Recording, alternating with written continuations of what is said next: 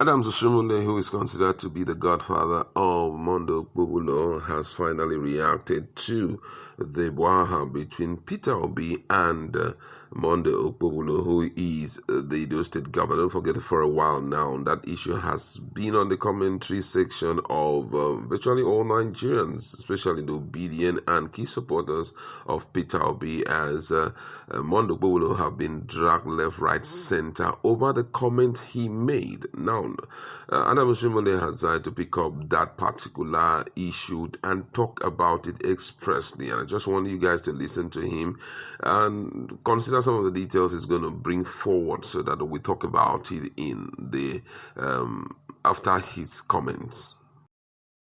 And I want to, given that we're talking about governorships and things, what do you think of this development in your home state of Edo, where you were once the governor, and where the current governor, Okpebholo, effectively gave Peter Obi, a former governor himself and 2023 presidential candidate of the Labour Party, a warning that he must obtain security clearance before visiting the state? Do you agree with those who say that that is a baseless and almost politicizing of charity, as Peter Obi himself put it? Not at all. Do you think there's merit in what Mr. Okpebholo was saying? I think the media tried to exaggerate it. People don't talk too much. They have to choose how they want to communicate. The essential message is clear. But let me tell you this. Right. Peter Obi was my colleague, and we know each other very well. And I liked him. I still do. But politically, we don't agree. I do not subscribe to his views in certain matters. Now, let me tell you this.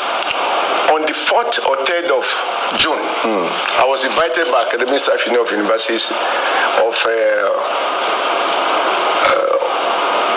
University of Nigeria, Nsukka, to deliver a lecture. And that is in Enugu State.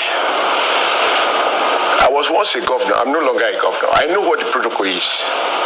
It's not written. It's a matter of common sense and a matter of decency, but also in my latest self-interest. I told my orderly, can you get the phone number of, can I reach the governor of Enugu State? I don't have his number.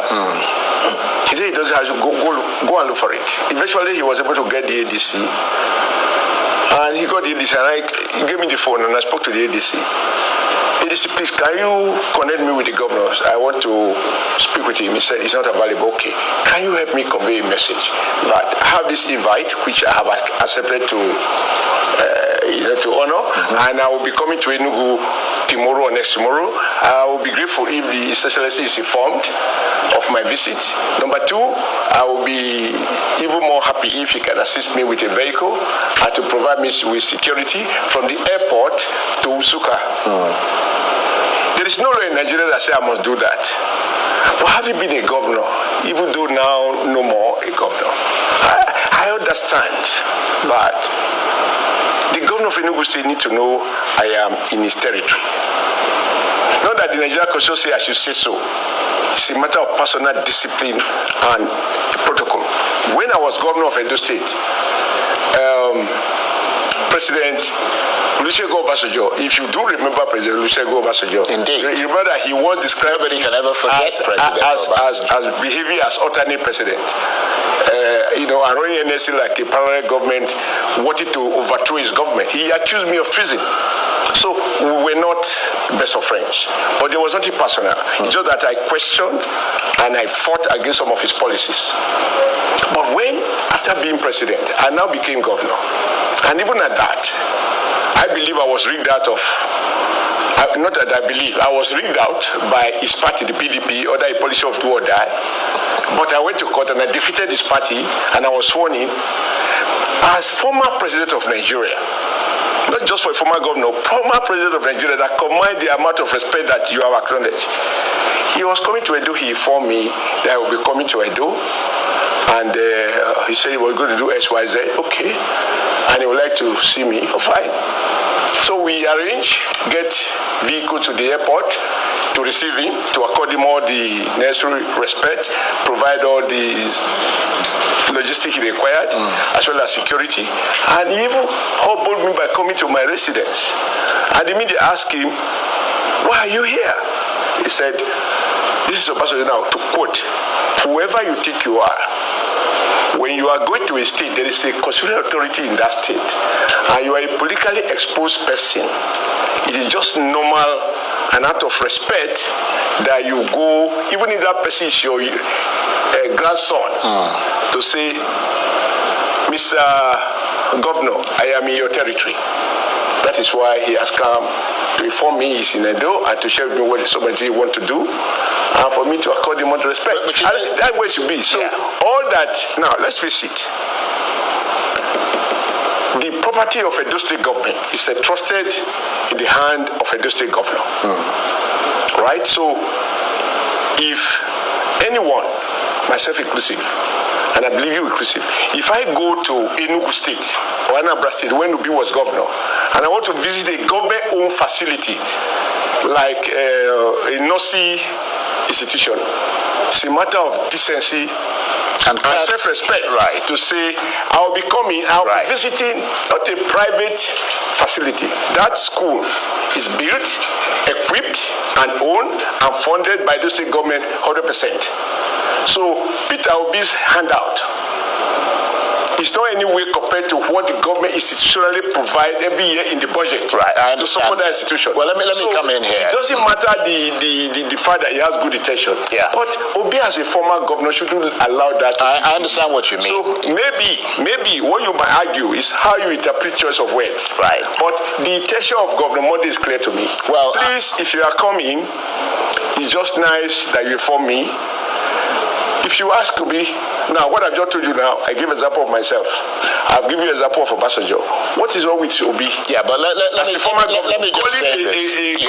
I think you've made That's what he said. I think you've so when you now make it like you have to get a nonsense. I think you've made that point. And so on and so forth. I don't think it is. I see what you mean. But it is. And remember, in your station, I want you saying that the Edo State government issued a statement that what the governor implied is not to say you must take permission. All right, welcome back. Now, one of the things that we must get right here is the fact that Mondo Okpebholo, what he said, though interpreted in a format that pleases, the APC stalwarts and those who had listened to it, that listened to his explanation, it makes a great deal of sense. But first of all, let's look at how disdainful he referred to Peter Obi. That one that they say he doesn't have shishi. That was the statement.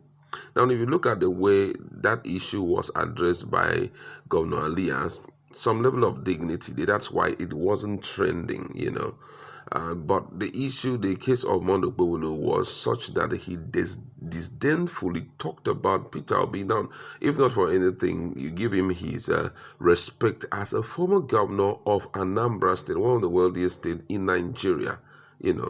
Apart from that, his philanthropic attitude towards problems in Nigeria should give you that dignity, or should make you treat him with some level of dignity. But unfortunately, that's not the occasion here. It was quite different. The governor of Edo State disdainfully referred to Peter Obi as that one. I think that's where the whole thing started from, because if he had said, well, I want to use the opportunity to talk to Peter Obi, and I want him to know that before he comes to my state, blah, blah, blah, blah, blah, you give such instruction, Nigerians will try to see it from that perspective. But referring to him as that one, that's he doesn't have shishi, that came and gave 1.5 million, 15 million naira and all of that. That was the crux of the issue. So I think that being a governor, there should be some kind of professional way of treating people who had been in power before you, even if, unfortunately, our system has turned out to what it is right now, so disrespectful and all of that. It shouldn't be such, I mean, what Peter Obi did there was just like his normal stroll. He didn't go there. He just went there to go fix an issue there. And normally, if such a thing had happened, you said, please, next time before you come around, seeing the level of people that you have influenced thus far, I wouldn't want any casualty in my state. Do well to, inform me because of the security issues. In this, some kind of diplomacy was expected, around this whole issue that is being dragged left and right. I mean, it kind of left him in the hands of most Nigerians who have seen him very unqualified to sit in the position of a governor, making reference to even his, even to his statement of WAEG result and all of that. It was quite uncalled for, but just because of the way he handled Peter Obi, that was why Nigerians went all out for him. And I feel that for some reason, he should be trained on how to deal with issues like that. And sometimes, if you know you're not too good in talking, especially blasting openly, things like that, you leave it to your media aid. They know how to carry out the presentation and such that it would dignify you. And because one of the things that we know in Nigeria is that politics is beyond just a game, although it's a game, but it's a game of interest. Today, you could be standing with Adam Oshiomole. Tomorrow, you could be standing with Peter Obi. Do you understand? So I think those are some of the things that we should align with. You shouldn't act as though for no reason would this man come around me and all of that. You can't tell how events can turn around and you'll be genuflecting before such people, And I feel that it's needful for all of that to be addressed. We must get to a point whereby, as politicians, you guys respect each other. Yeah, you may share different interests. You're in a different political structure. He's in a different one. But the ideology different also. But then, even with all of that, respecting for the fact that he's a two-time governor, he was a presidential candidate of the Labour Party, and he performed superbly, These are some of the things that will cure all this brouhaha that we are seeing. That's just my standpoint.